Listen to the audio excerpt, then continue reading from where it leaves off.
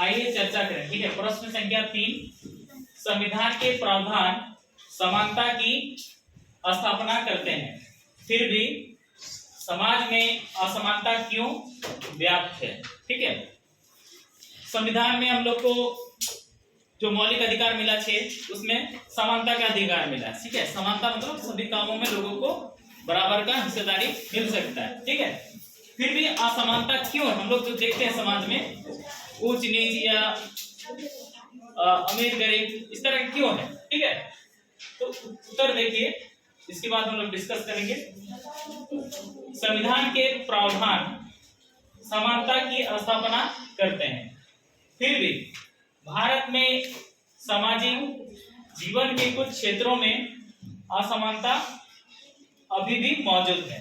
भारत में कई ऐसे लोग हैं जिनके दैनिक जीवन एवं कार्य करने की स्थितियों में समानता नहीं मिलती। निधन होने के अतिरिक्त भारत में लोगों को अनेक कारणों से भी असमानता का सामना करना पड़ता है। ऐसी ही एक असमानता का आधार जाति व्यवस्था है। ठीक है, इसको समझ लीजिए। देखिए, हम लोग को संविधान में समानता का अधिकार तो मिल गया है। ठीक है, लेकिन फिर भी हम लोग देखते हैं कि हम लोग ज्यादातर लोग क्या है, गरीब हैं और कुछ लोग अमीर हैं। ठीक है, उनके पास सारे सुख सुविधाएं मौजूद है। ठीक है, और क्या कारण है कि लोग गरीब के गरीब रहे।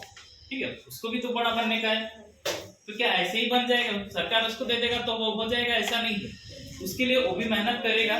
लेकिन देखो कहाँ हम लोग पीछे छूट जाते हैं। ठीक है, यहाँ जैसे एक चीज हम लोग लिखे, जाति व्यवस्था है। ठीक है, तो इस पे भी क्या होता है कि कुछ उच्च जाति के जो लोग होते हैं छोटा जाति को सोचता है कि इसको छोटा काम ही करना है।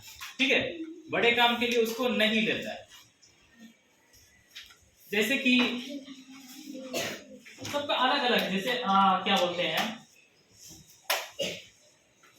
छोटा पोस्ट के लिए ठीक है साधारण लोग को ही लेता है, मतलब कम पढ़ा लिखा, उसके पास बुद्धि कम है, वो उस काम को करने आएगा। ठीक है, और जो ऊंची जाति का होता है वो लोग ज्यादा पढ़ने पे ध्यान देता है। ठीक है, इसीलिए हम लोग का जो संविधान निर्माता है कौन है, डॉक्टर भीमराव अम्बेडकर। ठीक है, उनका कहना है कि शिक्षा वो श्रेणी का दूध है। ठीक है, श्रेणी होता है ना, तो वही श्रेणी का दूध है, जो भी उसको पिया है वो दहाड़ा जरूर है। कहने का मतलब है कि अगर यदि तुम शिक्षित हो जाओगे, पढ़ लोगे, ठीक है, तो इतने काबिल हो जाओगे कि तुमको जिंदगी में कभी भी किसी के सामने झुकने का जरूरत नहीं पड़ेगा और तुम एक कामयाब इंसान बन सकते हो। ठीक है, जो भी आदमी पढ़ ले। इसलिए जो चालाक लोग हैं वो लोग सोचता है कि जो गरीब है, अनपढ़ है, वो गरीब ही रहे, अनपढ़ रहे। ठीक है, देखो पहला बात तो अनपढ़, जैसे आज का डेट में हम लोग सरकारी स्कूल का शिक्षा जो है, ठीक है, इस पे क्या है, देखो कहने से बहुत कुछ बात हो जाएगा, लेकिन फिर भी हकीकत क्या है कि टीचर को पढ़ाने का समय कम दिया जाता है और सारा दोष दिया जाता है कि वो नहीं पढ़ाता। ठीक है, तो उसको फालतू का जो रजिस्टर वर्क है वो सबसे छुटकारा मिलना चाहिए। ठीक है, जो सब्जेक्ट का टीचर है उसको देना चाहिए, ये नहीं कि सारा एकदम खिचड़ी बना के उसको दे दिया जाएगा, तुम टीचर हो तो सारा चीज पढ़ाओ, ऐसा थोड़ी हो सकता है। सबका अपना अपना दिमाग होता है। ठीक है, वो एक क्षेत्र पे काम कर सकता है, सबका माइंड में कोना होता है सब्जेक्ट के लिए। ठीक है, तो ऊंची क्लास में जाएगा तो उसको अपना एक सब्जेक्ट को लेके चलना पड़ता है। ठीक है, तो ये सारा चीज जब हो जाएगा, खिचड़ी हो जाएगा, तो उसको सही से कुछ नहीं मिलता। वही चीज प्राइवेट स्कूल में क्या होता है कि सारे सब्जेक्ट के लिए अलग अलग टीचर होता है। ठीक है, उसको बस खाली एक किताब पढ़ाना है, उससे ज्यादा कुछ नहीं।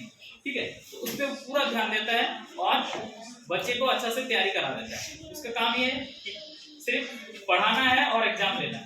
ठीक है, लेकिन यहाँ क्या होता है कि सब सारा तरह का काम होता है। ठीक है, बीएलओ, जनगणना या फिर वैक्सीन ड्यूटी, बहुत सारा ड्यूटी होता है जिसके चलते टीचर नहीं कर पा रहा है। ठीक है, तो इसमें नुकसान किसका हो रहा है, जो गरीब जनता है। ठीक है, जो गरीब छात्र सरकारी स्कूल में पढ़ रहे हैं उनका नुकसान हो रहा है। ठीक है, लेकिन दोष देता है मास्टर को।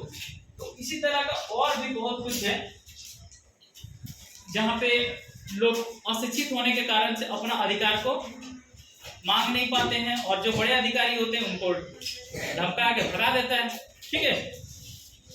वो अपना अधिकार को मांग नहीं सकता क्योंकि उसको जानकारी है ही नहीं, ठीक है। और ये सारा जानकारी होगा, पढ़ेगा तब। लेकिन एक छोटा बच्चा जो होता है, अक्सर आप लोग को बोलते हैं, ठीक है, जो हाई स्कूल लेवल तक का है या इंटर लेवल तक का, उसको उतना बुद्धि नहीं रहता उस टाइम कि वो पढ़ के क्या करेगा, या पढ़ लेगा तो क्या मिल सकता है उसको। उसको दिमाग में ऐसा रहता है कि तुरंत मिल जाना चाहिए, ठीक है। लेकिन पढ़ाई एक ऐसा चीज है इसमें तुरंत नहीं मिलता है, मधु संचय वाला जीवन होता है, ठीक है। धीरे धीरे थोड़ा थोड़ा करके, जैसे मधुमक्खी मधु रस जमा करती है, वैसे ही हम लोग को भी ज्ञान का अर्जन करना पड़ता है इधर उधर से, ठीक है। जैसे कोई भी मधुमक्खी है, क्या एक ही फूल से मधुकर ये मधु बना लेती है? नहीं बनाती है ना, बहुत सारा फूल का रस इधर उधर से लाती है और अपना छत्ता में जमा करती है, और उसका मधु रस तैयार होता है, ठीक है। तो उसी तरह से हम लोग को भी सारा ज्ञान इधर उधर से लेना है, और उसके बाद हम लोग इतने ज्ञानी हो जाएंगे कि अपना और अपने देश का विकास कर सकते हैं, ठीक है। तो सबसे बड़ा चीज है अशिक्षा और ये जाति छुआछूत, ठीक है। ये सब असमानता आज भी है ना। स्त्री पुरुष का भेदभाव, ठीक है, कि लड़की है तो उसको कम पढ़ाना है या नहीं पढ़ाना है, इस तरह का, ठीक है, जो धारणा होता है ये गलत होता है कि लड़की है तो घर का काम ही करेगी, है ना। वैसा कुछ नहीं है, लड़का भी घर का काम कर सकता है ना। तो ये सोच को बदलना पड़ेगा, जिसके अंदर टैलेंट है वो कर सकता है, ठीक है। चलो